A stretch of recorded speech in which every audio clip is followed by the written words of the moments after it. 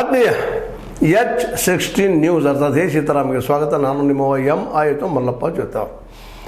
DCC ಬ್ಯಾಂಕಿನ ಪ್ರತಿ ದಿನದ ಬೆಳವಣಿಗೆಗಳು ಅಂದರೆ ಚುನಾವಣೆ ಬೆಳವಣಿಗೆಗಳನ್ನ ಗಮನದಲ್ಲಿರಿಸ್ಕೊಂಡ್ರೆ ಒಂದು ದೊಡ್ಡ ಡೆವಲಪ್ಮೆಂಟ್ ಆಗಿದೆ. ಈಗ ನೀವು ಅದನ್ನು ನೋಡಿರ್ಬೋದು, ಮಾಧ್ಯಮಗಳಲ್ಲೇ, ಪತ್ರಿಕೆಗಳಲ್ಲೇ, ಯೂಟ್ಯೂಬ್ಗಳಲ್ಲೇ ಇದಕ್ಕೆ ನೋಡಿದಿರಿ.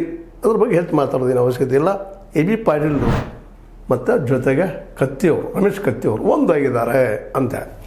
ಯಾಕಂದರೆ ಉಮೇಶ್ ಕತ್ತಿ ಮತ್ತು ನಮ್ಮ AB ಪಾಟೀಲರ ಮಧ್ಯದಲ್ಲೇ ಹೊಂದಾಣಿಕೆಯಿಲ್ಲದ ರಾಜಕೀಯ ಹುಕ್ಕೇರಿ ಭಾಗದಲ್ಲಿ ವೀಕ್ ಆಗಿತ್ತು. ಹೀಗಾಗಿ ಇವರು ಅಂದಾಗ ಸಹಜವಾಗಿ ಬೇರೆ ಬೇರೆ ರಾಜಕೀಯ ಡೆವಲಪ್ಮೆಂಟ್ಗಳು ಈ ಕಳೆದ ದಶಕಗಳಿಂದ ಆಯಿತು. ಕಳೆದ ದಶಕಗಳಿಂದ ಡೆವಲಪ್ಮೆಂಟ್ ಭಾಳಷ್ಟು ಆಯಿತು. VL ಪಾಟೀಲರ ನಂತರ ವಿಶೇಷವಾಗಿ AB ಪಾಟೀಲರು ಮತ್ತು VL ಪಾಟೀಲ್ ಅಂತ ಗೊತ್ತೀವಿ, ವಸಂತರಾವ್ ಪಾಟೀಲರು ಅಂತೇಳಿ ಪೂರ್ತಿ ಡಾಮಿನೆಂಟ್ ಮಾಡಿದ್ರು ಅವರು ಬೆಳಗಾವಿ ಜಿಲ್ಲೆಯನ್ನು. ಜೊತೆಗೆ ಉತ್ತರ ಕರ್ನಾಟಕದ ಬಹುಸಂಖ್ಯಾತ ಸಹಿತ ಅವ್ರ ಬಗ್ಗೆ ಎಲ್ಲ ಗೊತ್ತಿದ್ದ ವಿಷಯನೇ ಅದು. ಹೀಗಾಗಿ ಅವರು ತಮ್ಮದೇ ಆದಂಥ ಒಂದು ಹುಲಿ ಅಂತ ಅವ್ರು ಕರ್ಕೊಳ್ತಾಯಿದ್ರು. ಆ ನೆಲೆಗಟ್ಟಿನಲ್ಲೇ ಬೆಳಗಾವಿ ಜಿಲ್ಲೆ ಮೇಲೆ ಹಿಡಿತನ್ನು ಸಾಧಿಸಿದ್ರು. ಅವ್ರ ನಂತರ AB ಪಾಟೀಲರು ಮತ್ತು ಜೊತೆಗೆ ಅಲ್ಲಿ ಹೀರಾ ಶುಗರ್ ಫ್ಯಾಕ್ಟ್ರಿಯಿಂದಾಗಿ ಅಪ್ಪನಗೌಡರ ಒಂದು ಸಾಹಸದಿಂದಾಗೆ ಅದು ಶುಗರ್ ಫ್ಯಾಕ್ಟ್ರಿ ಬೆಳೆದು ನಿಮಗೆಲ್ಲ ಗೊತ್ತದು. ಹೀರಾ ಶುಗರ್ ದೊಡ್ಡದಾಗಿ ಹೆಸರು ಮಾಡಿದಂಥದ್ದು. ಅದು ಅನೇಕ ರಾಜಕೀಯ ಸ್ಥಿತ್ಯಂತರಗಳಿಗೆ ಕಾರಣ ಅಂಥದ್ದು, ಒಂದಲ್ಲ ಎರಡಲ್ಲ. ಜೊತೆಗೆ ದೇವೇಗೌಡರನ್ನ ಮತ್ತು ಅವ್ರ ಜೊತೆಗೆ ನಮ್ಮ ರಾಮಕೃಷ್ಣ ಹೆಗಡೆಯವ್ರನ್ನ ಒಂದು ಮಾಡಿದ ಜಾಗ ಉತ್ತರ ಕರ್ನಾಟಕದ ಅತ್ಯಂತ ಪ್ರಬಲವಾದ ರಾಜಕೀಯ ಶಕ್ತಿ ಇದ್ದಂಥ ಏರಿಯಾ. ಹೀಗಾಗಿ ಆ AB ಪಾಟೀಲರು ಅದರ ನಂತರ ಅಪ್ಪನಗೌಡರು ಸ್ಥಾಪನೆ ಮಾಡಿದ್ದು, AB ಪಾಟೀಲರು ಬಂದರು. ಆಮೇಲೆ ಉಮೇಶ್ ಕತ್ತಿಯವ್ರ ಜೊತೆಗೆ ಏನೋ ಅವರವರ ತಿಕ್ಕಾಡ ಶುರುವಾಗಿ ಸಹಜದ ಅಧಿಕಾರದ ತಕ್ಷಣ ಇರುವಂಥದ್ದು. ಅಧಿಕಾರ ಅಂದಾಗ ನನಗೂ ಹೆಚ್ಚಬೇಕು, ನಿನಗೂ ಹೆಚ್ಚಬೇಕು, ನಾ ಹೆಚ್ಚು ನೀ ಹೆಚ್ಚು ಕಾಂಪಿಟೇಷನ್ ಇದ್ದಿದ್ದನ್ನು ಆ ದಿಶೆಯಲ್ಲಿ ಅವ್ರು ನನಗೆ ಒಳಗಾದ್ದರಿಂದಾಗೆ ವಿಶೇಷವಾಗಿ ಮತ್ತೊಂದು ಶಕ್ತಿಯಲ್ಲಿ ಬೆಳೀಲಿಕ್ಕೆ ಅನುಕೂಲ ಆಯಿತು ಅಂತ. VL ಪಾಟೀಲ್ ಇದ್ದಾಗಂತೂ ವಿಶೇಷವಂಥ ದೊಡ್ಡ ಡೆವಲಪ್ಮೆಂಟ್ ಆಗಿರಲಿಲ್ಲ. ಮತ್ತು ಅದರ ನಂತರದಲ್ಲಿ ಉಮೇಶ್ ಕತ್ತಿಯವರು ಬಂದರು. ಅವರು ಇಬ್ಬರು ಮಿನಿಸ್ಟರ್ ಆದವರು ನೋಡ್ರಿ, AB ಪಾಟೀಲರು ಮತ್ತು ಜನತಾ ಪರಿವಾರದಿಂದ ಬಂದಂಥವ್ರು, ಜನತಾ ಪಕ್ಷದಿಂದ ಬಂದಂಥವ್ರು ಇಬ್ಬರು. ಹೀಗಾಗಿ ನಂತರದಲ್ಲಿ ಒಬ್ಬರು ಕಾಂಗ್ರೆಸ್ ಆದರು, ಒಬ್ಬರು BJP ಆದರು, ಏನೋ ಆದರೂ ಡೆವಲಪ್ಮೆಂಟ್ಗಳದು. ಆಮೇಲೆ ಇವರು ತಮ್ಮ ಶುಗರ್ ಫ್ಯಾಕ್ಟ್ರಿ ಮಾಡಿಕೊಂಡ್ರು. ಅವರಲ್ಲೇ ಶುಗರ್ ಫ್ಯಾಕ್ಟ್ರಿ ತಮ್ಮ ವಿಕಾಸ ಮಾಡ್ಕೊಂಡು ಒಂದು ಕಡೆ ಸರಿತಾ ಇವತ್ತು AB ಪಾಟೀಲರು ವಿಶೇಷವಾಗಿ ಏನೋ ಸಂಕೇಶ್ವರಕ್ಕೆ ಹೋದಾಗ AB ಪಾಟೀಲರು ಇದ್ದಾರಪ್ಪ ಅಂತ ಅನ್ನೋಷ್ಟರ ಮಟ್ಟಿಗೆ ಗಮನಕ್ಕೆ ಬಂದಿದ್ದು. ಇಂಥ ಸಂದರ್ಭದಲ್ಲೇ ಕತ್ತಿಯವರ ಅತ್ಯಂತ ಆತ್ಮೀಯ ಪ್ರೀತಿಯ ಜಾಗ DCC bank, Heera sugar factory, ಜೊತೆಗೆ ಅಲ್ಲೇ ವಿದ್ಯುತ್ ಸಹಕಾರಿ ಸಂಘದ ಈ ಮೂರು ಹುಕ್ಕೇರಿ, ಇವು ಮೂರು ದಿನ ಹಿಡ್ತಿರು ಕುಳಿತಿದ್ರು ಅವರು. ಈ ಸಂದರ್ಭದಾಗ ಜೊಲ್ಲೆಯವರು ನಮ್ಮ ಜಾರಕಿಹೊಳಿ ಸಹೋದರರು ಕೊಡ್ಕೊಂಡು ಒಂದು ಹೊಸ ರಾಜಕೀಯಕ್ಕೆ, ಆದರೆ ಈ ಮಧ್ಯದಲ್ಲಿ ರಾಜಕೀಯ ಭಾಳಷ್ಟು ಸ್ಥಿತ್ಯಂತರ ಆಯಿತು ಅಂತ. ಈ ಸಂದರ್ಭದಲ್ಲಿ ಉಮೇಶ್ ಕತ್ತಿಯವರು ತೀರಿದ್ರಿಂದಾಗೆ ಸ್ವಲ್ಪ ಯಾಕೋ ಕತ್ತಿಯವ್ರ ಕುಟುಂಬ ಸ್ವಲ್ಪ ವೀಕ್ ಆಗಿತ್ತು. ಅದೇ ಕಾಲಕ್ಕೆ AB ಪಾಟೀಲರು ವೀಕ್ ಆಗಿದ್ದರು. ಇದರ ಸದುಪಯೋಗನ ಬುದ್ಧಿವಂತರಿದ್ದಾರೆ ಜಾರಕಿಹೊಳಿ ಸಹೋದರರು ಅದನ್ನು ಸರಿಯಾಗಿ ಉಪಯೋಗ ಮಾಡ್ಕೊಂಡು ಜಿಲ್ಲಾ ಮಟ್ಟದಲ್ಲಿ ಬೆಳೆಯೋದು. ಅದರಲ್ಲಿ ಮುಖ್ಯವಾಗಿ ಈಗ ನಿಮ್ಗೆ ಹಲವು ಸಲ ಮಾತಾಡಿದ್ದೀನಿ, ಇದನ್ನು ಸತೀಶ್ ಅವ್ರಿಗಾಗಿರ್ಬೋದು, ರಮೇಶ್ ಅವ್ರಿಗಾಗಿರ್ಬೋದು, ಮುಖ್ಯಮಂತ್ರಿ ಕುರ್ಚಿಯ ಕನಸುಗಳಿದ್ದಾವೆ. ನಾವು ಅಲ್ಲಿ ಹೋಗಿ ಮುಟ್ಟಬೇಕಪ್ಪ ಅಂತ ತಪ್ಪಂತಲ್ಲ. ಯಾಕಂದರೆ ಪ್ರತಿಯೊಬ್ಬ ಜೀವಿಗೂ ಒಂದು ಸಾಹಸ ಮಾಡಬೇಕು, ಅದಕ್ಕೆ ಬೇಕಾದಂಥ ಎಲ್ಲ ಪರಿಕರಗಳಿದ್ದಾಗ ಮಾಡಲಿ, ಏನು ತಪ್ಪದ. ಯಾಕಂದರೆ ಇವತ್ತು ರಾಜಕೀಯ ಒಂದೇ ರೀತಿ ಅದು, ಯಾರು ಬಂದರೂ ಅಷ್ಟೇ ಯಾವ ಬಡವನು ರಾಗಿ ಬೀಸೋದೇನು ತಪ್ಪುವುದಿಲ್ಲ. ಇದೇ ಸಿದ್ಧಾಂತದ ಎಲ್ಲ ಕಡೆ. ಹೀಗಾಗಿ ಜಾರಕಿಹೊಳಿ ಸಹೋದರರು ಬಂದರು. ಅವರು ಗೋಕಾಕ್ ತಾಲೂಕಂತೆ ಮೊದಲು ಗಟ್ಟಿ ಮಾಡ್ಕೊಂಡ್ರು ತಮ್ಮದು ಸುಪರ್ದಿ ಎರಡು ಭಾಗಗಳನ್ನ. ಆ ತರಬಾವಿ ಇವತ್ತಂತೆ ಮುಳುಗಾಗ್ಯದ. ಬಾಲಚಂದ್ರ ಜಾರಕಿಹೊಳಿ ಬೆಳೆದು ನಿಂತು ಗೋಕಾಕಂತಿ ರಮೇಶ್ ಜಾರಕಿಹೊಳಿ ಅವರು, ನಿಧಾನಕ್ಕೆ MKMD ಸತೀಶ್ ಅವರು, ಆ ನಂತರ ಉಳಿದು MLC ಆದರು. ಇನ್ನೂ ಏನೇನು ಅವ್ರ ಕನಸುಗಳು, ಇನ್ನೂ ನಮ್ಮ ಮಕ್ಕಳು ಬೆಳೆಸಬೇಕು ಅಂತ. ಈ ನಡುವೆ ಚಿಕ್ಕೋಡಿ ಭಾಗದಲ್ಲಿ MP ಆಗಿಬಿಟ್ರು ಅವ್ರ ಮಗಳು, ಸತೀಶ್ ಅವ್ರ ಮಗಳು. ಇದು ಅವರಿಗೆ ಒಂದಿಷ್ಟು ದೊಡ್ಡ ಶಕ್ತಿ ಅಂತ ಕೊಡ್ತೀವಿ. ಅದು ಯಾಕಪ್ಪ ನಾವು CM ಆಗಬಾರ್ದು, CM ಕನಸು ಫೈಟ್ ಮಾಡ್ತಾ ಇದ್ದಾರೆ. ಇಂಥ ಸಂದರ್ಭದಲ್ಲಿ ಬೆಳಗಾವಿಯ DCC ಬ್ಯಾಂಕಿಂದು ಜೊಲ್ಲೆಯವರು ಒಂದಾಗೆ ಜೊಲ್ಲೆಯವ್ರಿಗೂ ಒಂದಿಷ್ಟು ಕತ್ತಿಯವ್ರ ಮೇಲಾಗಲಿ, ಅಲ್ಲಿಯ ರಾಜಕಾರಣದ ಮೇಲಾಗಲಿ ಸ್ವಲ್ಪ ಅವ್ರಿಗೇನೋ ಅನ್ಯಾಯ ಆಗಿದೆ ಅಂತ ಅವ್ರಿಗೆ ಅನಿಸೆ. ಅವರು ಇದ್ದಂಥವ್ರು ಜಾರಕಿಹೊಳಿ ಸಹೋದರ ಜೊತೆ ಸೋತಿದ್ರು ಸಹ MP ಎಲೆಕ್ಷನ್ದಲ್ಲ ಇವ್ರ ಜೊತೆಗೂಡಿದ್ರು. ಹೀರಾ ಶುಗರ್ ತೊಗೊಂಡ್ರು, ಹುಕ್ಕೇರಿ ತೊಗೊಂಡ್ರು, DCC ಬ್ಯಾಂಕಿಂದ ಇವ್ರು ನಿಲ್ಲಿಸಿದ್ರು. ಇವು ಎಲ್ಲ ಪರಿಣಾಮಗಳಾಗೆ ಕಡೆಗೆ ಹೊಂದಾಣಿಕೆ ಅನಿವಾರ್ಯ ಆಯಿತು AB ಪಾಟೀಲರಿಗೆ ಮತ್ತು ಕತ್ತಿಯವ್ರಿಗೆ.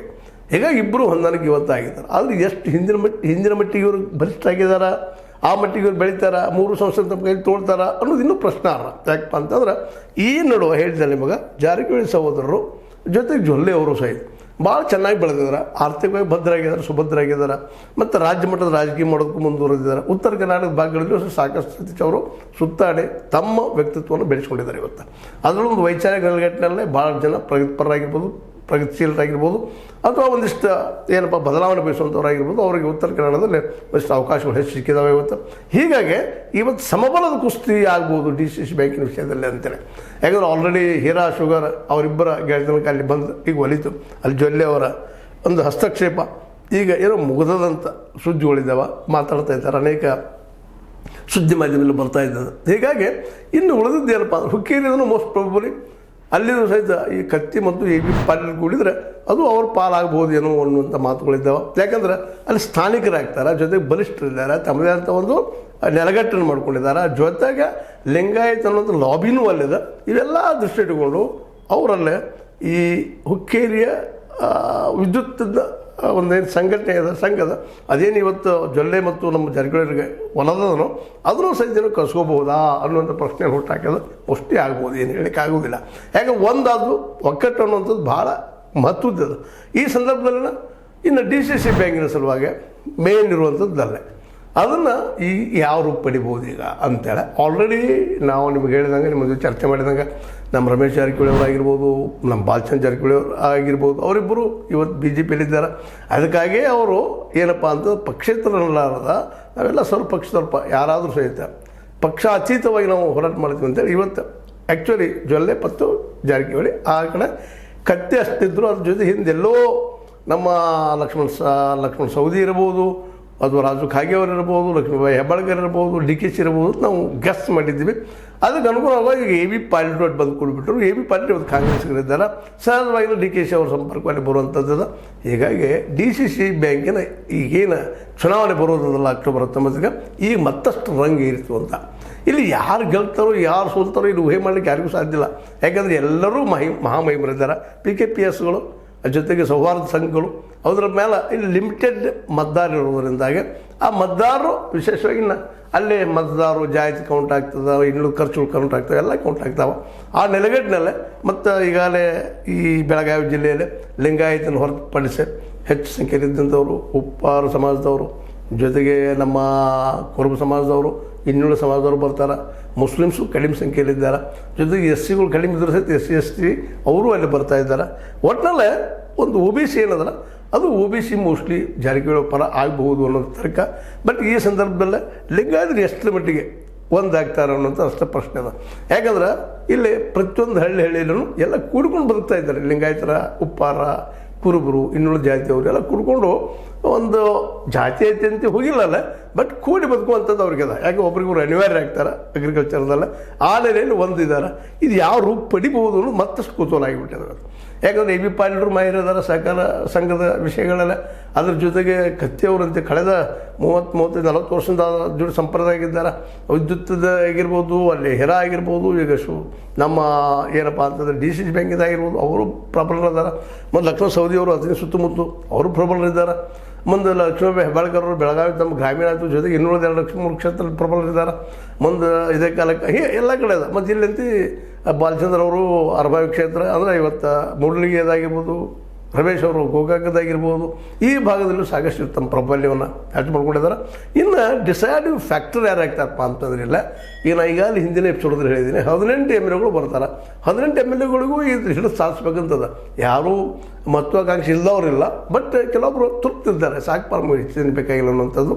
ಅವ್ರು ಎತ್ತು ಹೊಳ್ತಾರೆ ನೋಡು. ಇವತ್ತು ಪಟ್ಟಣವರಾಗಿರ್ಬೋದು ಎತ್ತು ಹೊಳ್ತಾರೆ ಗೊತ್ತಿಲ್ಲ, ಅದೇ ಕಾಲಕ್ಕೆ ನಮ್ಮ ಯಾದವಾಡ ಅವರು ಸಹಿತ ಎತ್ತು ಹೊಳ್ತಾರೋ ಗೊತ್ತಿಲ್ಲ, ಜಾತಿ ಹಿಡಿತಾರೋ ಅಥವಾ ಯೋಗ್ಯತೆ ಏನು ಗೊತ್ತಿಲ್ಲ, ಎತ್ತು ಹೊಡ್ತಾರೆ ಅಂತೇಳಿ. ಇವರೆಲ್ಲ ಡಿಸೈಸಿವ್ ಫ್ಯಾಕ್ಟ್ರಿಗಳಾಗ್ತಾವೆ, ನಿರ್ಧಾರ ನಿರ್ಣಯ ಮಾಡುವಂಥ ಫ್ಯಾಕ್ಟ್ರಿ ಆಗ್ತಾವೆ. ಹೀಗಾಗಿ ಯಾರು ಗೆಲ್ತಾರೆ ಅನ್ನೋದು ಇಲ್ಲಿವರೆಗೆ ನಾವು ಹೇಳ್ತಾ ಇದ್ವಿ. ಇಲ್ಲ, ಜಾರಕಿಹೊಳಿ ಅವರು ಸ್ವಲ್ಪ ಗೆಲ್ಲು ಸಾಧ್ಯತೆ ಹೆಚ್ಚಿದ್ದಾವೆ ಅನ್ನುವಂಥ ಮಾತುಗಳಿದ್ದು ಆ ಗುಂಪ, ಆ ಬಣ. ಆದರೆ ಈಗ ಸಮಬಲ ಆಗ್ತಾ ಇದೆ ಅಂತೇಳಿ ಅನ್ನಿಸ್ತಾ ಇದೆ. ಇದು ನಕ್ಕಿ ಅಂತಲ್ಲ, ಯಾಕಂದ್ರೆ ಇಲ್ಲಿ ಭವಿಷ್ಯ ನಾನು ಭವಿಷ್ಯಶಾಸ್ತ್ರಜ್ಞನೂ ಅಲ್ಲ, ಭವಿಷ್ಯ ನಾನು ಇನ್ನು ಮುಂದೆ ಕೂತೇನಪ್ಪ, ನಾನು ಬಡಿತೀನೋ ಇಲ್ಲೋ ಅಂತಂದು ಏನು ಹೇಳೋದು, ಯಾವ ಹೇಳೋಕ್ಕೆ ಸಾಧ್ಯ ಅದು? ಯಾವೂ ಸಾಧ್ಯ, ನಾನು ಮನುಷ್ಯನ ಮೇಲೆ ಡಿಪೆಂಡ್ ಆಗುತ್ತೆ. ಹಾಗೆ ಪ್ರತಿಯೊಬ್ಬ ಇಲ್ಲಿ ರೈತ ಬುದ್ಧಿವಂತರಿದ್ದಾರೆ, ಜೊತೆಗೆ ನಮಗೆ ಯಾವುದಪ್ಪ ಲಾಭ ಅನ್ನೋ ಅವರು ವಿಚಾರ ಮಾಡೋರಿದ್ದಾರೆ. ಹೀಗಾಗಿ ಯಾರಿಂದ ಎಷ್ಟು ನಮಗೆ ಅನುಕೂಲ ಆಗ್ತದೋ, ಯಾರು ನಮ್ಗೆ ಎಷ್ಟು ಸಮೀಪ ಬಿದ್ದಾರೋ ಅವ್ರ ಸಮೀಪ ರೈತರು ಒಲಿಯುವಂಥ ಸಾಧ್ಯತೆಗಳಿದ್ದಾವೆ. ಇನ್ನು ಇದನ್ನು ಯಾವ ರೀತಿ ಯಾವ ನೆಲಗಟ್ಟಲೆ. ಅದರಲ್ಲೂ ಈ ಕಡೆ ಜಾರಕಿಹೊಳಿ ಅವರ ಬಣದಲ್ಲೇ ಸತೀಶ್ ಅವರು ಬುದ್ಧಿವಂತರಿದ್ದಾರೆ, ಎಲ್ಲರೂ ಸಂಪರ್ಕದಲ್ಲಿದ್ದಾರೆ, ಒಳ್ಳೆ ಮಾತುಗಾರ ಇದ್ದಾರೆ, ಜೊತೆಗೆ ಹಚ್ಕೊಂಡು ಹೋಗ್ತಾರಂತ ಅವ್ರನ್ನ ಬಲ್ಲಂತ ಅನೇಕ ಜನ ಮಾತಾಡ್ತಾ ಇದ್ದಾರೆ. ಬಾಲಚಂದ್ರ ಅವರು ತಮ್ಮ ಏರಿಯಾದಲ್ಲೇ ಭಾಳಷ್ಟು ಏನಪ್ಪ ಅಂತಂದರೆ ಸ್ನೇಹ ಸಂಬಂಧಗಳು ಬೆಳೆಸ್ಕೊಂಡು ಅವ್ರ ಮದುವೆ ಮುಂಚೆಗಳಲ್ಲಿ ಭಾಗವಹಿಸ್ಕೊಂಡು ಪ್ರತಿಯೊಬ್ಬರನ್ನ ತಮ್ಮ ವಿಶ್ವಾಸ ತೆಗೆದುಕೊಂಡು ಹೋಗ್ತಾ ಇದ್ದಾರೆ ಅಂಥೇಳಿ, ಅದಕ್ಕಾಗಿ ಅವ್ರು ಕಡಿಮೆ ಜನಸಂಖ್ಯೆ ಇದ್ದರೂ ಸಹಿತ ಆರಿಸಿ ಬರ್ತಾ ಇದ್ದಾರೆ. ಬರೀ ದುಡ್ಡು ಒಂದು ಎಲ್ಲರೂ ಕೆಲಸ ಮಾಡೋದು ಅಂತ ಹೇಳೋಕ್ಕೆ ಆಗೋದಿಲ್ಲ. ಆತ್ಮೀಯತೆ, ಪ್ರೀತಿ, ವಿಶ್ವಾಸ ಅದು ಬೇಕಾಗ್ತದೆ. ಅದರಲ್ಲಿ ಬಾಲಚಂದ್ರ ಅವರು ಮಾಹಿರದಾರ. ಇನ್ನು ರಮೇಶ್ ಜಾರಕಿಹೊಳಿ ಅವರು ಸ್ವತಃ ಒಂದು ಇದೇ ಫಂಕ್ಷನ್ ಅಂದರೆ ಏನೋ ಮಾತಾಡಿ ನಮ್ಮನ್ನು ಕೆಲವು ತಪ್ಪಾಗಿರ್ಬೋದು ಅಂತ ತಿದ್ಕೊಳ್ತೀವಿ ಅನ್ನೋ ದೊಡ್ಡ ಮಾತು ಮಾತಾಡಿದ್ದಾರೆ. ಒಳ್ಳೆಯ ಮಾತುಗಳು ಆಗಲಿ, ಡೆವಲಪ್ ಆಗಲಿ. ಅದೇ ಕಾಲಕ್ಕೆ ಎ ಬಿ ಪಾಟೀಲ್ ರೆಡಿ ಆಗಿದ್ದಾರೆ. ಅವರು ರೈತರ ಬಗ್ಗೆ ಮಾತಾಡ್ತಾ ಇದ್ದಾರೆ. ರೈತರ ಸಲುವಾಗಿ ನಾವು ಕೂಡಿದ್ದೀವಿ, ಒಂದಾಗಿದ್ವಿ ಅಂತೇಳಿ. ಒಂದಾಗಿ ಏನು ಮಾಡ್ತೀರಪ್ಪ ರೈತರಿಗೆ ಅನ್ನೋದನ್ನು ಅದು ಮುಂದಿನ ಥರ ಎಪಿಸೋಡ್ ಚರ್ಚೆ ಮಾಡೋಣ. ಒಟ್ಟಿನಲ್ಲಿ ಎಲ್ಲರೂ ರೈತರ ಕಾಳಜಿಯನ್ನು ರಮೇಶ್ ತೋರಿಸ್ತಾರೆ, ಬಾಲಚಂದ್ರ ತೋರಿಸ್ತಾರೆ, ಸತೀಶ್ ಅವರಂತೆ ಮೊದಲಿಂದ ಯಾವ ರೀತಿ ಇದ್ದಾರೆ ಅದೇ ರೀತಿ ಹೊರಟಿದ್ದಾರೆ. ಜೊತೆಗೆ ಎ ಬಿ ಪಾಟೀಲರು ರೈತರ ಸಲುವಾಗಿ ಕೂಡಿದ್ದಾರೆ, ಕತ್ತಿಯವರು ರೈತರ ಸಲುವಾಗಿ ಕೂಡಿದ್ದಾರೆ. ಇನ್ನೇನು ಓಪನ್ ಆಗಿ ನಮ್ಮ ಏನಪ್ಪ ಅಂತಂದ್ರೆ ಲಕ್ಷ್ಮಣ ಸವದಿ ಎತ್ತು ಹೊಳ್ತಾರೆ, ಏನು ಮಾಡ್ತಾರೆ ಅನ್ನೋ ಸಹಿತ ಇನ್ನು ಅವ್ರು ಹೇಳಬೇಕಾಗಿದ್ದ ಅದೇನಾಗ್ತದೆ ನೋಡೋಣ. ಒಟ್ಟಿನಲ್ಲೇ ಕುಸ್ತೀವಿ ಸ್ವಲ್ಪ ಯಾಕೋ ಸಮಬಲಕ್ಕೆ ಬರ್ತಾಯಿದೆ ಅಂತ ನಿಮ್ಗೆ ಅನಿಸಾಗತ್ತಿಲ್ಲ ರೀ? ಅನಿಸ್ರೆ ಹಂಗಾರೆ ಹೇಳ್ರಿ, ಇಲ್ಲ ಅಂತ ಹೇಳ್ರಿ. ಇಲ್ಲ ಜಾರಕಿಹೊಳಿ ಕುಟುಂಬದ್ದು ಅಥವಾ ಅದು ಬಣ ಹೆಚ್ಚಾಗ್ತೈತೆ ರೀ, ಬಟ್ ಕತ್ತಿ ಕುಟುಂಬದ್ದು ಅವ್ರ ಬಣ ಹೆಚ್ಚಾಗತ್ತಲ್ಲ ರೀ, ಏನೂ ಅಲ್ರಿ. ಇದು ಸಂಪ್ರದಾಯ ರೀ. DCC ಬ್ಯಾಂಕ್ ಮಾತ್ರ ಇದು ಎತ್ತು ಹೊರಡ್ಬೋದು. ಜಾರಕಿಹೊಳಿ ಬಣದ್ದು ಹೊಳ್ಳಿದ್ರೆ ಜಾರಕಿಹೊಳಿ ಮಂತ್ರಿ ಸತೀಶ್ ಅವರು ಇನ್ನೂ ಸಮೀಪ ಆಗ್ತಾರೆ ಮುಖ್ಯಮಂತ್ರಿ ಪದವಿಗೆ.